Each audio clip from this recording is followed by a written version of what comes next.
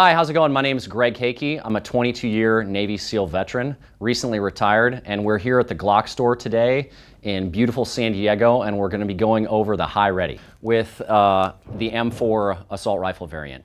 This can be applied to any type of variant out there. With an AK variant, it's going to be slightly different. We're not going to go over that today, though. So, the Hyve, you want to make sure that you've got a good grip on your rifle. Ideally, you're driving your gun with your support hand here. Within the community that I come from, I'm a SEAL, we would say that this is my SEAL hand here, this is my support hand. This is the one that does all the work, and this just shows up for the killing. Primarily, I want most of my grip on the foregrip here, driving the gun, and this grip is kind of lazy. Now here, what I like to do for myself is I like to be able to grip primarily with my last two fingers and then loosen things up. And I also have a pretty high grip on the weapon as well. That's just my personal preference. I know guys that have a lot larger hands than me and they grip down here. Me personally, I like to cheat up so I can get as much meat on the gun as possible, gain as much real estate on the weapon, and be able to comfortably strip and manipulate this safety as easily as I can, because everyone's hands are different. Some people's thumbs are really long and they can have a nice relaxed grip down here. Me personally, mine are a little short. I cheat up on the handle.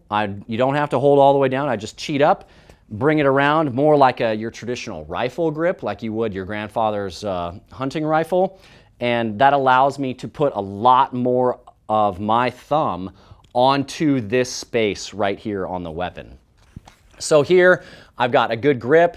I'm driving the weapon with my left hand, and I'm gonna position it in such a way that the barrel or the front sight is in my field of view. This is me walking around a target. I'm in an aggressive posture, or on the range, if you will, and I'm getting ready to engage targets. And what I like to do when I'm rolling around the target or doing whatever and shots have been exchanged is I like to kind of make sure that I'm not over gripping this, because if I am, and I'm present and I'm just death gripping this thing, I'm gonna jerk the trigger. And at close quarters combat ranges, that's not gonna make that much of a difference. But within the realm of longer range engagements out past, say 100, 200, 300, you're getting in excess of 300 yards, like in Afghanistan. The enemy often like to contact us outside of 600 yards and beyond because they knew that they were in trouble if they engaged us at close range. Those sort of marksmanship fundamentals absolutely matter. Now, my presentation should not change regardless of the distance. The speed, pace, my shooting program should not change based on the distance. I have a target at 300 yards. This is my presentation. I'm here, a little slow. I have a target at 5 yards. This is my presentation. It should not change because your acceptable sight picture and your shooting program are solid. It just might take you a little bit longer to acquire the target out at range, but we don't want to be changing things up just based on distance. So I'm here, I'm set, I'm ready. I've got my nice aggressive stance, my weight on the balls of my feet, and I'm leaning slightly forward. So I'm here, I'm going to present out. And as I present, you're going to want to keep in mind some talking points here. So safety finger. When you present out, you want to strip the safety and put your finger on the trigger at the same motion. You've already committed to the fact that you're presenting your weapon out and that there is a threat and or something that you need to engage. So if your gun goes off prior to, it shouldn't matter because it's already pointed in a safe direction relative to you, your family, your teammates, whatever else may be going on out there.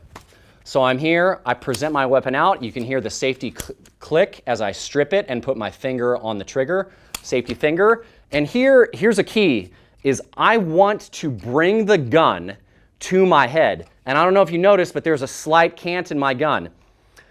I want to adjust my head in this way as little as possible. What right looks like is this right here. I'm presenting my weapon out. I'm bringing it into my chin. For me, I learned through pain, so I hit myself in the chin really hard, and that's just how I did, not really hard because I don't want to bring my sights off the target. I bring it into my shoulder, And here I go. That's my presentation. We're going to go into a few finer points, but one of the reasons why I want to cant my weapon in such a way is to prevent this bringing my eyes to the sights instead of the sights to my eyes. And two, when I transition into night work, I am not going to be changing my shooting program as much, or if any at all. For myself, I've used an EOTech the majority of my career. I would always set mine far enough forward on my weapon system so I can use my EOTech at night as opposed to relying on my laser all the time. That does a couple of things for you. One, from day to night when I present my weapon, it changes almost nothing, pretty much nothing at all. If I am going to use my laser, I can just bring my head up slightly. I don't have night vision on right now. Let's put on our imagination caps. I would just bring my night vision up a little bit so I can see over the top of my sights. But more often than not, for me personally, I'm going to be looking through my optic, if that makes sense. Another important thing in the realm of the high ready presentation, a lot of people don't like to do it because they like to have a point of reference on their body. The low ready presentation is really super popular across the community, at least that I come from, because it's a lot easier. I get set, I bring my weapon down, and then I can come up here. There's not as much operating in space. If you just follow these instructions, it's going to work out just fine. I utilize the high ready presentation almost exclusively. Very rarely do I go to a low ready personally. It's something that I was taught right from the get-go, and it's just a good tool to have in the toolbox. So I'm here, just like we talked about earlier. I've got my field of view at the end of the barrel, or if you have a suppressor off the front sight, the virtual front sight there, because most often than not, we're not rolling with irons anymore. Might train with them, probably a good idea, but we're not rolling out with our irons exposed. At least I don't. So as I present, I'm stripping that safety. I'm bringing it out. We're going nice and slow, but in a position where I'm doing this for real and I'm presenting quickly, I want to utilize what we refer to as the 3/4 rule, which is 75% of the time I'm going as fast as I can. And when I get to that point where I'm almost at the end of my presentation, I want to slow down, because if I'm presenting as fast and as hard as I can all the time, it is going to create a sloppy front sight picture, or just a sloppy sight picture overall. So when I'm presenting, I'm here, and I slow down. I present, and I'm over-exaggerating so you guys can get the picture of it. I get to this point here, and as I bring it in, I'm slowing it down. I'm getting that better acceptable sight picture, as opposed to doing this as fast as possible. And like I'm here at the end, ideally, once my buttstock hits my chin, and again, I'm probably a little more aggressive than most in that realm, but just because I learned through pain, I put my weapon right here, and I can take accurate shots without my weapon being seated in my shoulder. At this point right here, I can take accurate shots. I've got a good acceptable sight picture, and if I need to, as I'm bringing it back, sorry, I didn't have the safety stripped. As I'm bringing it back, I can put rounds on target. That's what we want to get to. When you're in that competition area, obviously you're focused a lot more on accuracy, but within the tactical realm, if I have a serious, legitimate threat that needs to be addressed immediately, I'm here, I see that threat, boom, my barrel's pointed downrange, I'm putting rounds on target if I can. And then we will assess the situation from there.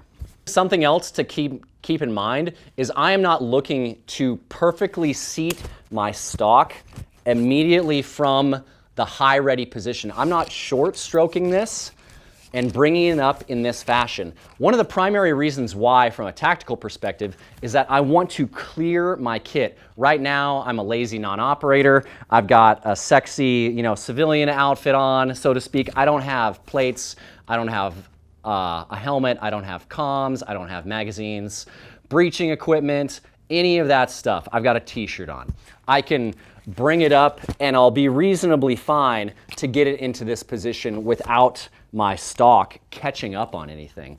But in a tactical environment, here I am rolling around a target, or I'm out in the field engaging the enemy. When I present, I want to clear that space in order to ensure that I have a clean presentation and it's as efficient as possible.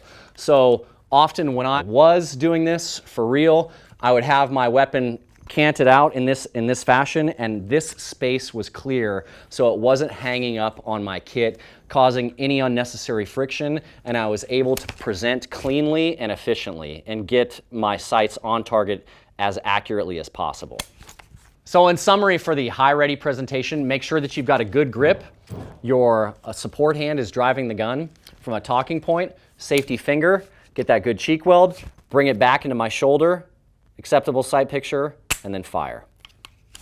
If you have any questions, please reach out to me on tacticalhyve.com and I will try and take care of you.